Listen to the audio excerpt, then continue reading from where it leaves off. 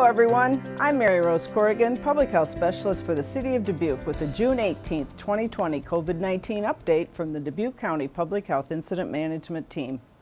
Dubuque County added 10 new COVID-19 cases since my report on Monday.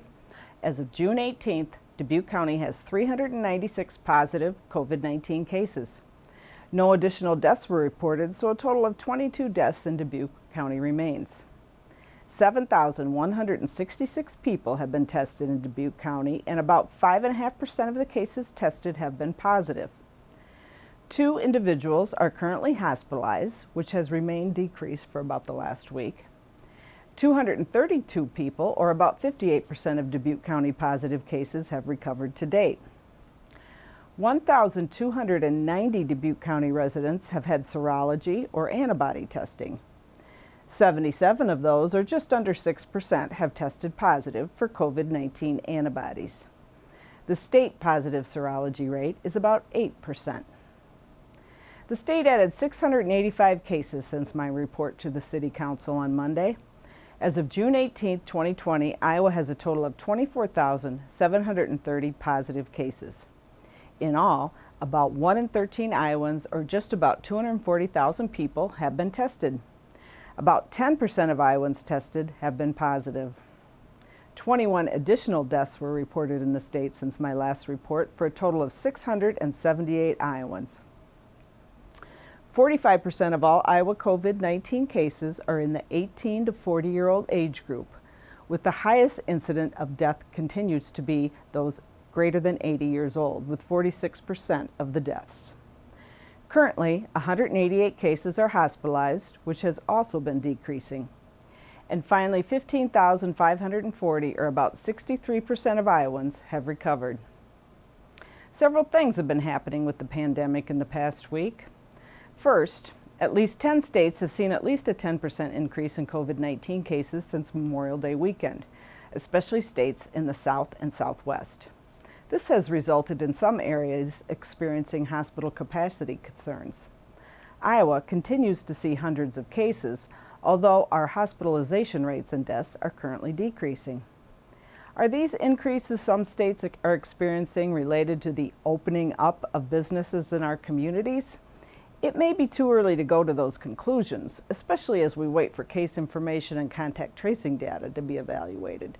But regardless, these increases should cause us all to pause and think about our interactions with others here in our own community, where we go, what we do, how we protect ourselves, in light of the fact that we're still experiencing community transmission. Also, what about summer travel? Should we look at COVID case counts in other places and whether those areas still have public health measures and strategies in place to slow the spread? Planning ahead, whether you're going across town or across the country, can make you prepared for the unexpected, so you can have everything ready in case you are faced with an unsafe situation. You don't want to have to think about what you should do if you're faced with too many people in a certain area, so make a plan. There's also concerns regarding COVID-19 transmission happening at recent public protests and mass gatherings around the country. The good news is most of these occurred outdoors, and we know outdoor air greatly reduces the risk of transmission. However, loud voices and screaming can add to the risk of transmission depending on the crowd conditions and spacing. Our local protests and gatherings around Black Lives Matter have been planned out, which have resulted in responsible and respectful events. Let's keep up the good work. In other news, the FDA has now revoked the use of the drug hydrochloroquine and chloroquine for treating COVID-19. These drugs, which were primarily used to treat malaria, were granted approval under the FDA's emergency authorization use, which means basically the drugs did not have to go through the usual FDA approval process. The evidence showed that the risks and serious cardiac events did not outweigh the potential benefits, in addition to showing little effectiveness of the drug. In the Dubuque community, both Mercy One and Unity Point Finley hospitals are slightly relaxing visitation guidelines, allowing 1 visitor at a time under certain conditions and with screening of visitors and extra public health precautions. The Dubuque City Council made the decision not to open Flora and Sutton city pools, But it wasn't without a lot of research and consideration on many factors by city staff, the city council members, and public health staff. However, playgrounds will be opening. Playgrounds still require physical distancing and extra hygiene.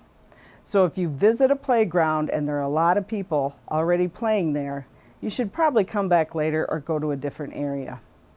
It's also recommended that you bring your own hand sanitizer and even sanitizing wipes, especially since it's not feasible for our park department staff to continually clean the equipment. Remember, one of the best things you can do is keep your physical distance from others, so keep that in mind as you visit parks and playgrounds. And finally, today, Governor Reynolds announced a Test Iowa clinic opening in Dubuque, starting Monday. The site is Epic Health and Wellness. Appointments are required and must be made through the testiowa.com website. Information, including times and locations of all Test Iowa sites, are posted at coronavirus.iowa.gov.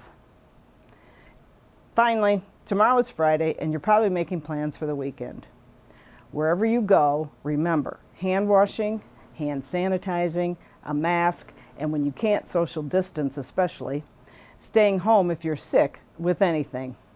I encourage everyone to especially keep distancing in mind when we're attending events and gatherings and even outdoors events, whether it's a local baseball or softball game or attending a Juneteenth celebration or activity tomorrow on June 19th.